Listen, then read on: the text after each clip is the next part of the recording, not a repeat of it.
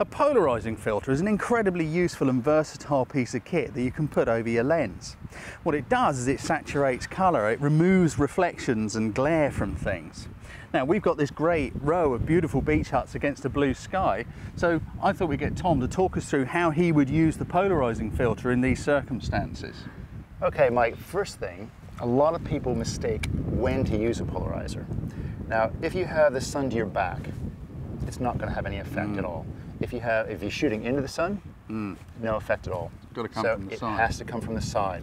Ideally, a right angle to the subject. So right now today we have the sun, which has now come out for us. Beautiful. We've been here for ages trying to wait for this.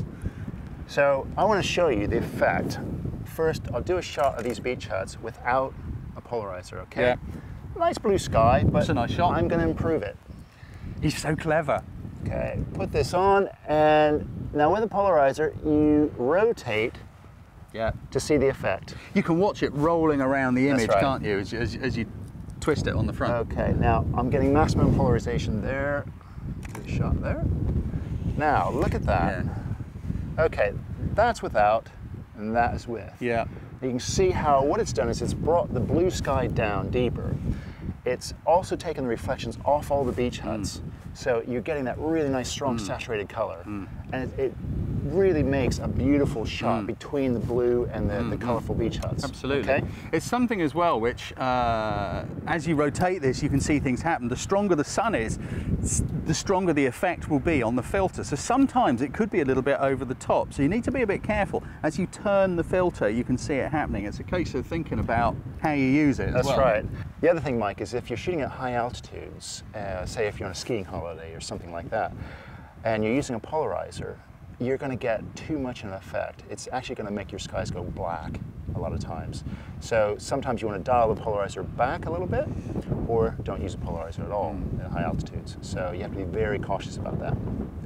Got you. And then also, do you know why, or is it just like it happens? It just happens. Okay. Yeah, It happens, folks. It Don't has worry to do about with it. It just wavelengths. does. Don't worry about it. Yeah, got you. Okay, another instance where, say you have no light. It's raining, you're photographing a garden, and it's covered all the plants and everything with a nice glistening water, okay? But you want to remove those reflections, so all you're seeing is just the strong saturated color. So you'd use a polarizer in that instance. Yeah? I once used a polarizing filter to remove a set of roadworks. Doesn't work. It does. How? Right, I was photographing a hearse for a firm of undertakers. Yeah. I got the hearse out in the street, it's nice and sunny, the sun's coming in from the side, the guy's out the front with his big hat on and all the rest of it, and he wants to get a shot. Opposite side of the road to the hearse, there's roadworks with yellow cones and all this kind of stuff, right? And it's yeah. So all this stuff's reflecting in the side of the hearse. Well, you don't want a black shiny hearse with a reflection of some roadworks in it if you're an undertaker.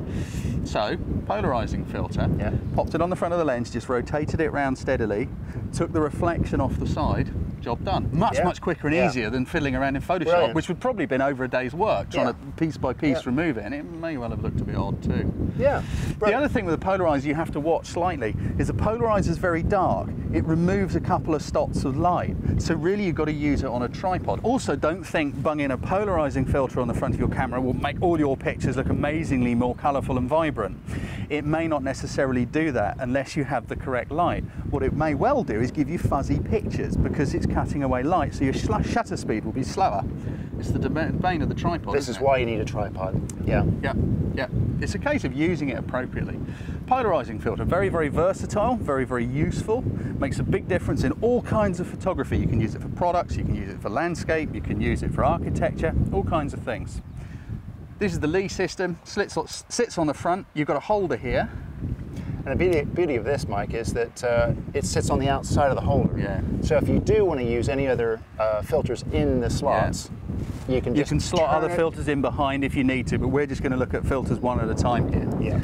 So, polarizing filter, that's what it does. Can make a big difference.